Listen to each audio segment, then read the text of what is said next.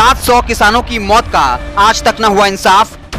मोदी की गाड़ी कुछ मिनट के लिए फंसी तो 7 अफसर निलंबित। कृषि कानून के विरोध प्रदर्शन में लगभग 700 किसानों ने अपनी जान गंवाई। केंद्रीय मंत्री के बेटे ने पहले धमकी दी, फिर किसानों के ऊपर गाड़ियां चढ़ा दी, जिसमें 4 किसानों की मौत हुई, 10 से ज्यादा घायल हुए। सुप्रीम कोर्ट के फटकार के बाद कमेटी ने जांच की। एसआईटी ने खुद कहा एक साजिश के तहत किसानों पर गाड़ियां चढ़ाई गई, लेकिन फिर भी मंत्री आज तक अपने पद पर बने हुए हैं। उनके बेटे भी जमानत पर बाहर आ चुके हैं। 700 दिवंगत किसानों के परिवारों को मुआवजा देने की मांग जब संसद में उठी तो मोदी सरकार ने कहा हमारे पास कोई डेटा नहीं, मुआवजा देने का सवाल ही नहीं। लेकिन प्रधानमंत्री मोदी की सुरक्षा चूक मामले में कई अधिकारियों पर गाज गिर चुकी है, कई अफसरों को निलंबित कर दिया गया। उस वक्त पंजाब के बड़े अधिकारियों ने उस वक्त साफ तौर पर कहा था प्रधानमंत्री के रूट का जिम्मा एसपीजी का है। एसपीजी ने बिना बताए अपना रास्ता बदल लिया, जो प्रोटोकॉल का उल्लंघन करता है, और इस वजह से परेशानी हुई। लेकिन फिर भी पंजाब के कई अधिकारियों को निलंबित कर दिया गया, लेकिन एसपीजी पर कोई कार्रवाई नहीं की गई। उनके लिए सही है,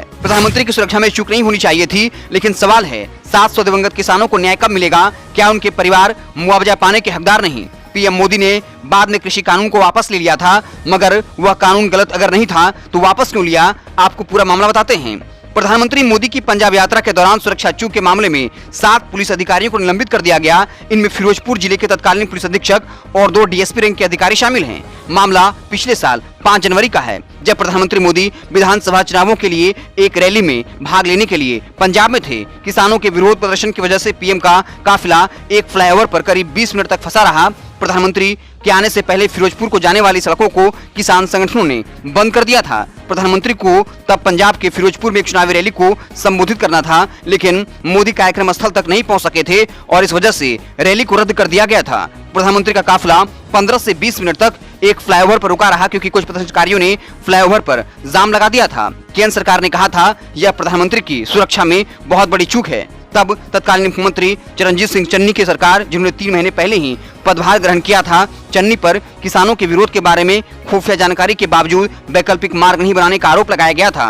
मंत्री पर पीएम के सुरक्षा विवरण द्वारा किए गए कई SOS कॉल का जवाब नहीं देने का आरोप लगाया गया। इस पर कांग्रेस का कहना था पीएम की यात्रा रूट को राज्य पुलिस की जानकारी के बिना बदल दिया गया था। यह प्रोटोकॉल का पूरा उल्लंघन था। पीएम की पूरी सुरक्षा और उनका मूवमेंट NSG का नियंत्रण में होता है, उसमें कहीं भी कोई पुलिस कोई हस्तक्षेप नहीं कर सकती। बता दें पीएम को पहले हवाई जहाज से जाने का कार्यक्रम था, लेकिन मौसम ठीक नहीं होने के कारण अचानक सड़क के रास्ते से उनको जाना पड़ा था।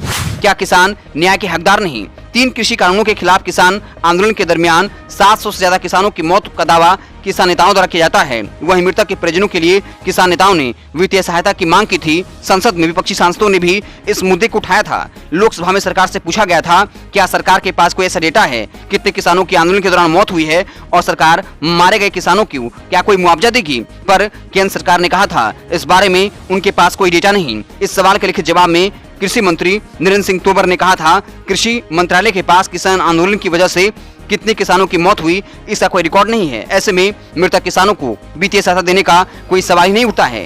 केंद्रीय मंत्री के बेटे ने दर्जनों किसानों को रोन डाला था। लखीमपुर खीरी में सत्ता के नशे में कानून को ताक पर रखकर केंद्रीय मंत्री के बेटे ने किसानों को रोन दिया था। हादसे में 4 किसानों की मौत हो गई थी, जबकि 10 से ज्यादा घायल हुए थे। इसके बाद भड़की हिंसा में भाजपा के 2 कार्यकर्ताओं और एक कार चालक की मौत हो गई थी। गुस्साए प्रदर्शनकारियों ने 2 SUV, एक थार और एक फॉर्च्यूनर में आग लगा दी थी। हादसे का वीडियो लगातार वायरल हुआ, जिसमें 1-2 किसानों का शव सड़क किनारे दिखा।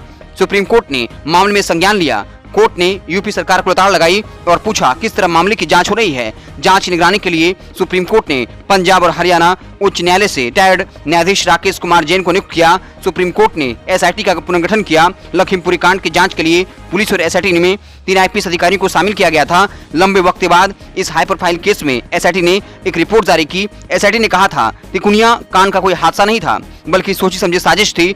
SIT ने कहा सोच समझकर किसानों पर गाड़ियां चढ़ाई गई और उनकी हत्या करने की कोशिश की गई। अजय मिश्रा आज भी केंद्रीय मंत्री के पद पर बने हैं। वहीं बेटे को जनवरी 2023 में सुप्रीम कोर्ट से जमानत मिल गई है।